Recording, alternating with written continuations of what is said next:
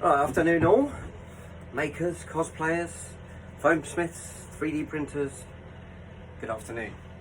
Welcome to sunny Southend-on-Sea in Essex in England, and I just want to share with you some painting techniques. Now, there's been a big rise in Mandalorian builds because of the Mandalorian show, and one of the key things that I've noticed that's come up is talking really about the paintwork and getting the right paint finish. Now, it's quite different depending on what material you're using. Now, me as a foam smith, obviously I use foam, and that has a very different effect to paint, especially when you're dealing with metallics. Quite often you end up with a very dull or the best satin sort of finish, which is not really what you're after. So, you know, you sort of end up with this. Now, that looks quite bright in this light, but I have gone over that with the Alclad to try and create a more reflective finish. But as you can see up close, it's nowhere near the finish that I would hope to achieve. So it's just a scrap piece that I've just been practicing on, trying to get the right technique. So having watched a lot of videos and done a lot of research into different painting techniques and different painting brands, I've worked with Montana, Rust-Oleum, you know, I've worked with graffiti paints, anything to try and sort of get that metallic sort of finish. But the one that keeps coming back is this Alclad 2. So this is Alclad 2. So, and I've seen lots of videos on that, although not really on foam. Generally tend to be resin or 3D printed helmets that I've seen it used, but it comes up like mirror. I'm looking for just a better, sort of more brushed aluminium sort of feel would do me. It'd be great if I can get even more of a shine on that one. So I've gone through researching their techniques. Basically what I've come across is that you need to do a base. So this is a scrap helmet that I made, an old Captain Marvel test build. I've undercoated it, as you can see the grey at the bottom there, so that's the undercoat, and then I've just gone over it with gloss black, just to give it a base to sort of see where we're at. So now generally that's what most people say. I would probably be a little bit more careful and detailed. I haven't really done a great coat of black on this. It's just you know, enough to really see whether I can actually get the kind of shine that most people seem to be sporting. So we're going to do a little test. So foam build, heat sealed.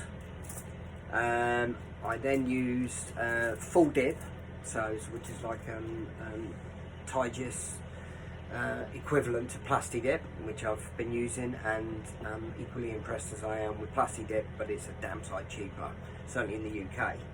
So get that from Tigis supplies, and then I did a primer, standard acrylic primer, and then I went over with a gloss black, just Rust-Oleum. Just gave it a quick blast over with that, nothing too heavy, just to sort of see where I'm at.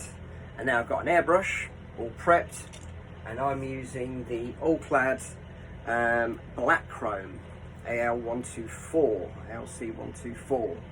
That's what I'm using on this, and I just want to see what kind of finish this will actually give me. Now there are other ones.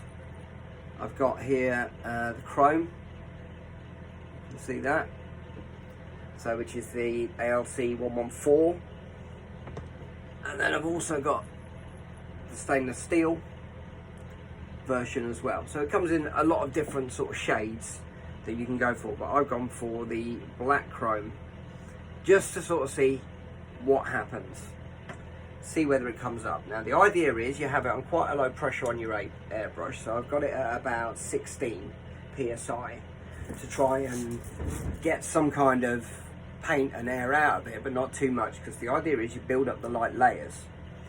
Now I've got this sat on a Lazy Susan, I think they call it. It's my wife's and she uses it for her cakes, so I covered that in foil because I like being married and I don't want to get in any more trouble than I get already for spending time in my shed. So, whoops. Alright, let's see if I can set that up so you can get a better view of what I'm doing. So I've got the Alclad 2 in here, set it at about 15 psi, and I'm going straight onto a gloss black which has been drying for a couple of hours. Now let's see what we end up with. So you hold quite far back, because the idea is you don't want to go too heavy. And then essentially, you just very lightly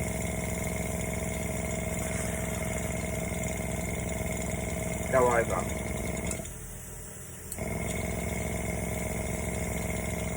The idea is that you do a very, very fine layer based on the fact that it will it will dry very quickly, and then you'll build the layer up rather than going in heavy. So that's essentially what I'm trying to do here. So you're seeing as I go, I've got a mixture of artificial and natural daylight going on to give you the best view I can.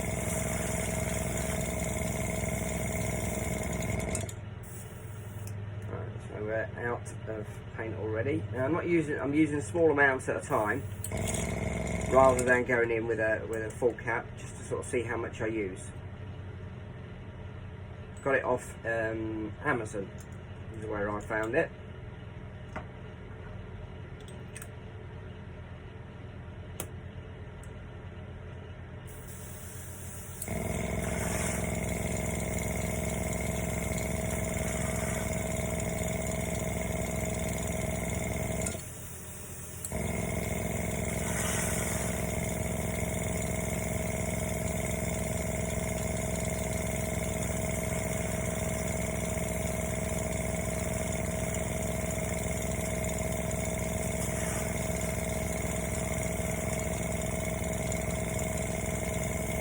So it's just very fine layer,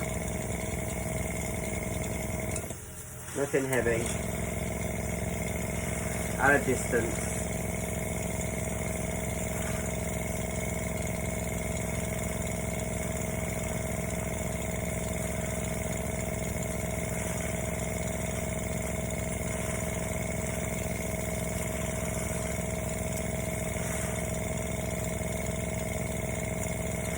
Well, I can certainly see it on it, and it's still maintaining its shine.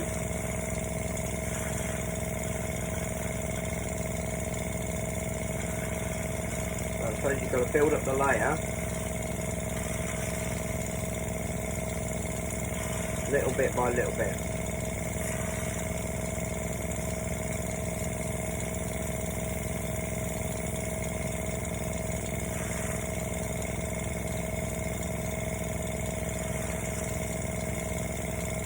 Now certainly there are certain members of my group, which is called UK Foam Smith and Cosplay, which is a Facebook group for people in the UK that are foam builders, or not strictly foam builders, but builders of cosplay in the UK. So if you are not in the UK, unfortunately you'll be declined, because I'm just trying to keep it as local as I can, so we can share local knowledge. And there's been a couple of questions about doing sword blades from Crafty Sean in particular, who's been struggling to get the finish that he wants, to get that metallic finish to a sword blade, using the brush-on technique. Now I've got to admit, I haven't used this as a brush-on technique, so I don't really know how that would work, but certainly doing it this way, hopefully we're going to get some kind of metallic finish by the time that we do it. So we're going to need a little more.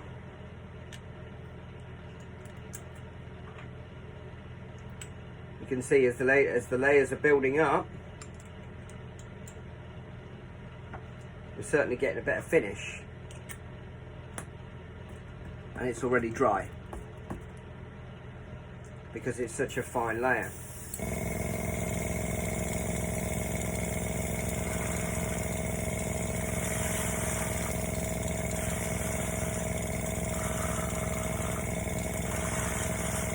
At least you're not waiting for hours. As you can see, I'm just doing this on my worktop. I'm not really getting any overspray, so I'm not ruining other projects or other things.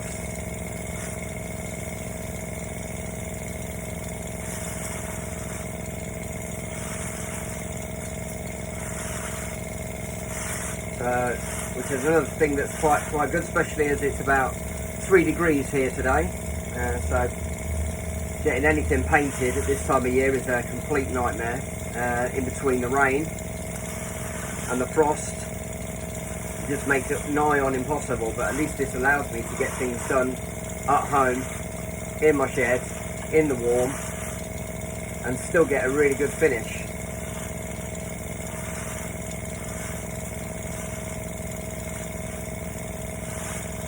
And I have to say, so far, this is building up really well. I don't know how well you can see it on the camera, but I'm certainly seeing it really coming up as the more coats I'm putting on, the greater the finish.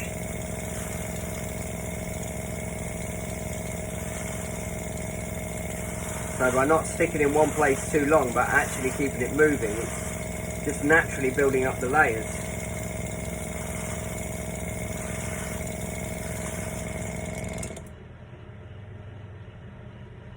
So I'm just gonna have a little look at that.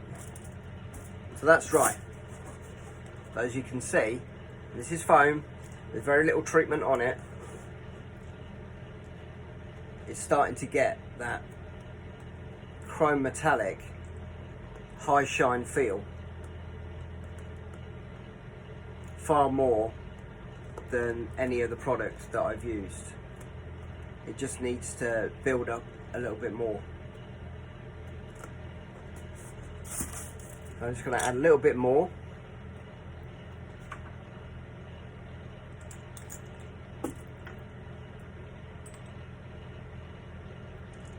So far this was a full bottle, and this one helmet has used about, let's have a look, you can't really see, but about a third, just under a third so far I've used of that. And it's about £6 a bottle, so it's not cheap.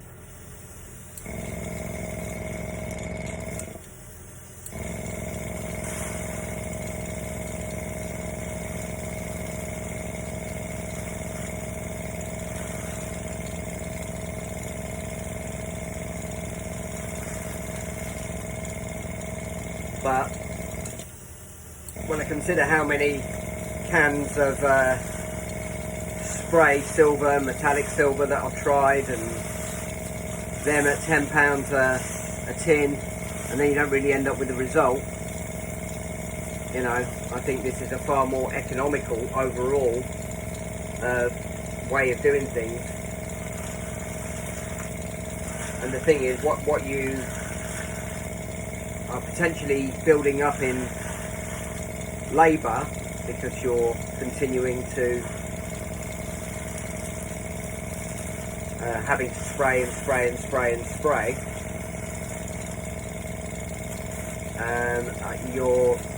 you haven't got the drying time. So I can spray something in 5 minutes and then I have to leave it for 4 or 5 hours for it to really fully cure. You know, to the point where I think, okay, I can put that in a bag and take it home without actually thinking that I'm going to compromise the finish or make it stick or ruin it in some way.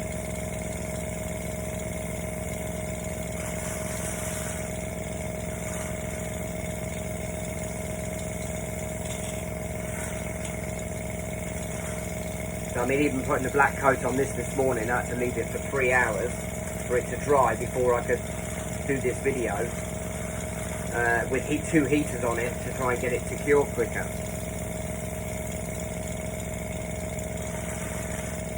Seems crazy really, but unfortunately that's what we do.